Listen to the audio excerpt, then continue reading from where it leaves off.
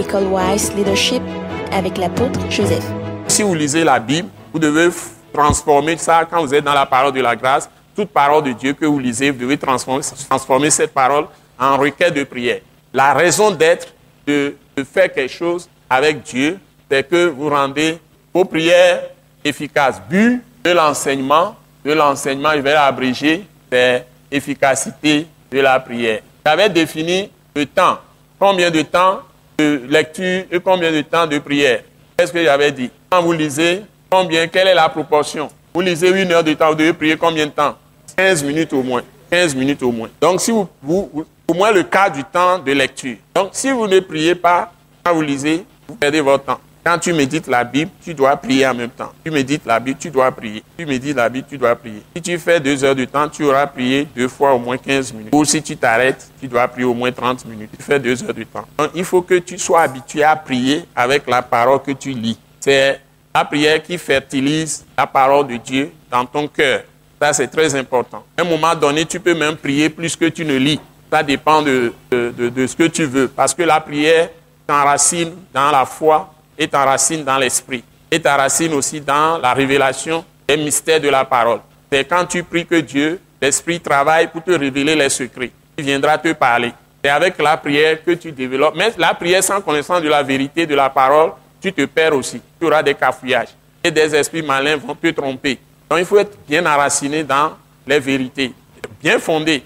Donc le juste a la parole de son Dieu dans son cœur. Il faut que toute la parole soit dans ton cœur, devienne esprit et vie. Par le renouvellement de l'intelligence. C'est ça qui te donne la capacité de donner plutôt la puissance à tes prières. C'est très important. Je vais traiter beaucoup de tests avec vous. Par exemple, ce que je vais faire aujourd'hui. Si j'ai le temps, je vais traiter 2 chapitres d'un livre avec vous. Aujourd'hui, 2 chapitres. J'ai prévu 2 chapitres. Et je dois tout terminer dans la séance. Donc, je vais vous montrer tous les secrets qui touchent les fondements, les portes, ou bien les trônes, les portes et les autels. Je ne vais pas les traiter séparément.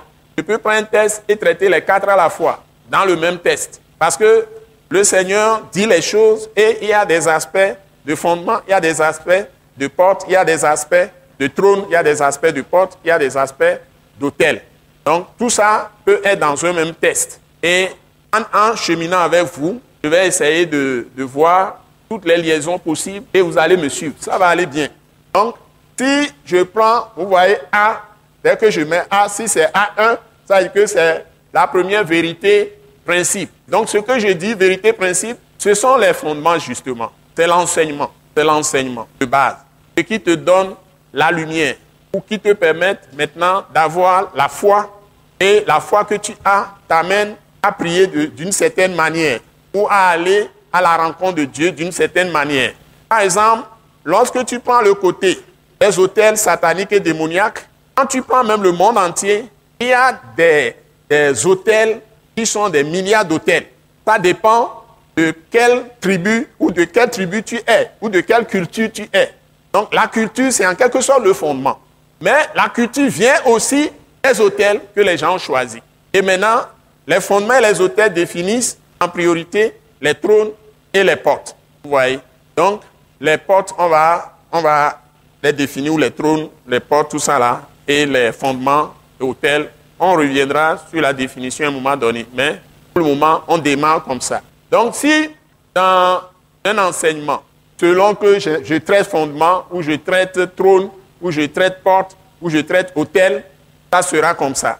Selon les tests avec lesquels je viens, il y a des fondements. Tout à l'heure, par exemple, je vais commencer avec un fondement qui définit totalement, quand je vais vous fixer dans ce fondement, vous ne pouvez plus vous perdre. Et quand vous voulez aller à Christ, pour ceux qui sont dans la salle aujourd'hui, le fondement que je vais poser là, ça va vous clarifier tellement beaucoup de choses. Les confusions vont être dissipées. Donc, je poserai des fondements des plus solides, ou des principes des plus solides, ou des vérités des plus solides. Ce n'est pas des fondements légers, c'est des fondements solides, je vous assure. Bon. Donc, quand vous avez ces fondements-là, ça vous donne une approche définitive de Dieu.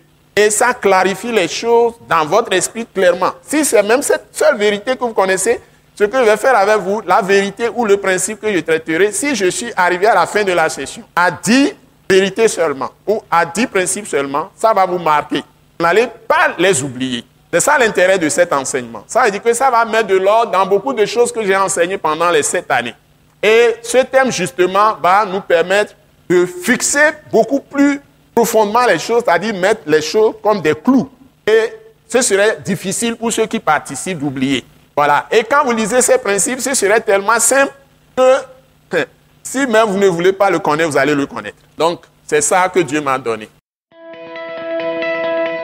Ce message de l'apôtre Joseph Kodouak Bemehin vous est présenté par le mouvement de réveil d'évangélisation, Action toute âme pour Christ international, Attaque internationale. Pour plus d'informations et pour écouter d'autres puissants messages, merci de nous contacter au numéro indicatif 228 90 04 46 70 ou de visiter le site web atacinternational.org. Soyez bénis en Jésus-Christ.